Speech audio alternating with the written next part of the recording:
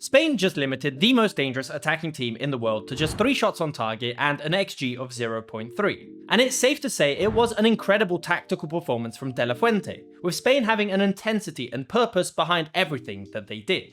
The key area that made all of this possible was the midfield. Their positioning and work rate off the ball gave the defense all the protection they needed, and in possession they were consistently able to create overloads and play through the lines. So let's take a look at why this advantage for Spain was incredibly effective, but also why the same pattern for France rarely led to any opportunities. Both teams lined up in their usual 4-2-3-1, and it may look like they both have 3 midfielders, so it should be relatively easy for them to close each other off. But the reality is that this often ends up being a man advantage for the team in possession, as they rotate into a 4-3-3 with one pivot, and the opposition's attacking midfielder and the striker will form a front 2 to close down the centre-backs. Which is exactly what France were doing against Kubasi and Laporte. Which essentially meant that Rodri was free, and if France wanted to close him down, then it would require Tchouaméni or Rabiot to step forward, meaning one of the centre-backs would need to push up to close off this gap.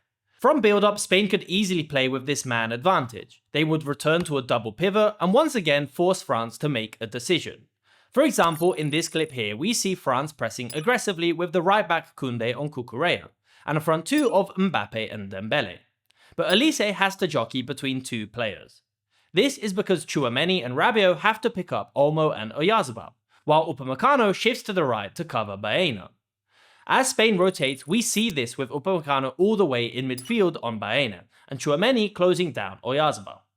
So while this does give Spain an extra player during build-up, France do still have an extra player in defense, with Saliba that can cover all these gaps. So it's still not easy for Spain to break forward and create a chance, but it does give them control deeper on the pitch.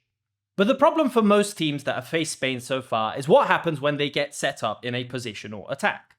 Most of the time, the tempo in this game was given by Rodri, proving once again why he's one of the best holding midfielders in this generation. He would usually drop between the centre-backs, meaning Spain had a 3v2 advantage against Elise and Mbappe. If play shifts to either centre-back and France attempt to level out this press with the winger, then this means the fullback is completely free. So unless France wanted to completely disrupt their defensive shape, they simply had to accept that Spain were going to have the advantage here.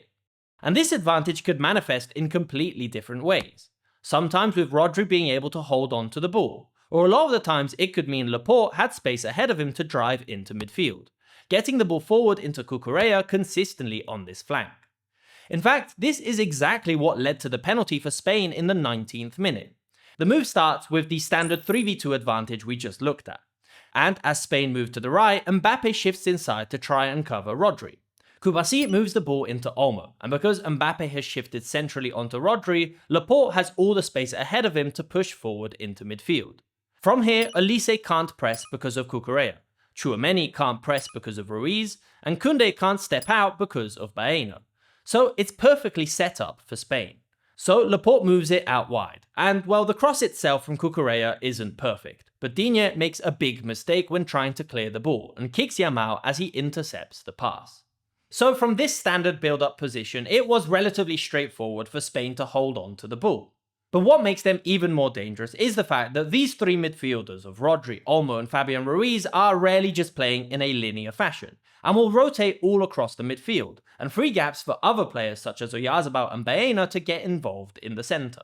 And this allowed Spain to completely overload France's midfield.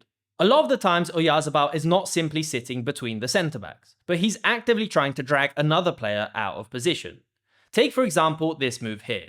These are the 3 midfielders, all rotating and adding support, but essentially Spain have ended up reforming their 4-3-3.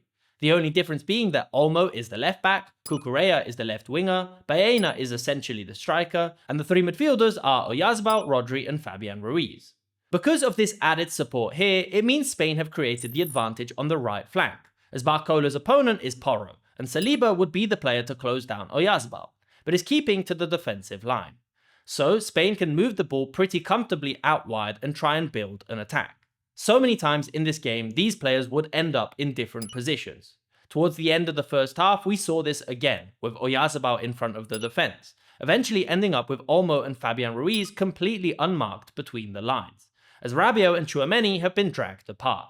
In the second half, France had to up the pressure to try and get back into the game, So we saw Rabiot being replaced by Kone in midfield. And we did see France attempt to press Spain more aggressively, especially when they held the ball deep in their own half.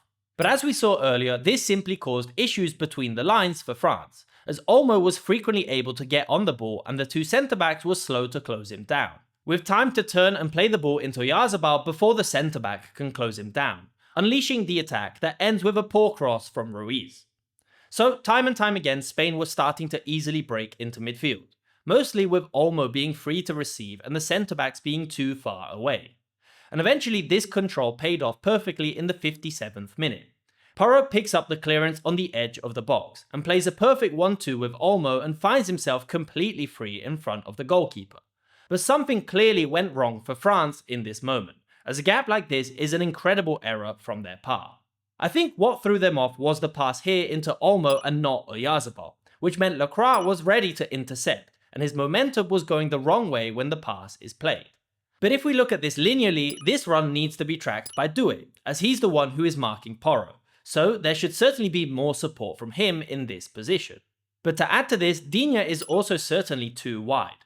In this moment here where Porro doesn't pass it to Yamal, he should be closing off this space as quickly as possible. So a combination of all three of these things led to a huge gap in defense, and ultimately the killer blow for Deschamps. But I'm curious to know who you think is to blame for this goal right here. Let me know down below. So Spain controlled the game incredibly well when they had the ball, but the majority of the reason why they were so effective in this game was also down to the way in which they defended. Interestingly, France also had the same 3v2 advantage when they were building their attacks, but it never felt as dangerous compared to Spain. The reason for this, in my opinion, was down to the fact that the two centre-backs and Tchouaméni played in very close proximity to each other. And given the work rate from Olmo and Oyarzabal, they were consistently able to jockey between these three players. Tchouaméni would always position himself between the two Spanish players, which made it difficult for him to have time on the ball. While if we looked at Rodri, he was often between the centre-backs, allowing them to get wider and spread apart the press from France.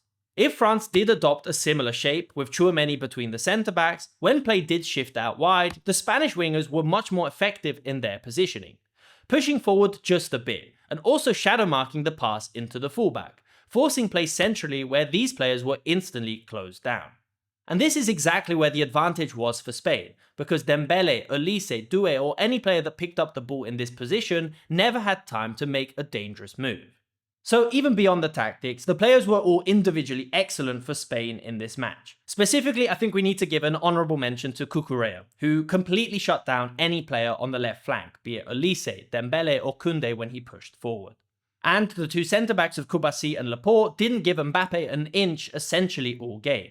And the only two times in which they were caught out, Unai Simon was extremely quick to react to the through ball. So it's on to the final for Spain, and I feel like it's been a bit of a weird run, because until this game I felt like we hadn't seen their best side. But this performance proved that they are one of the toughest teams in the world to break down. So the question now is, who are they going to have to face? Will it be England or Argentina? I'll see you all tomorrow with a tactical breakdown on what happened in that game. Thanks for watching.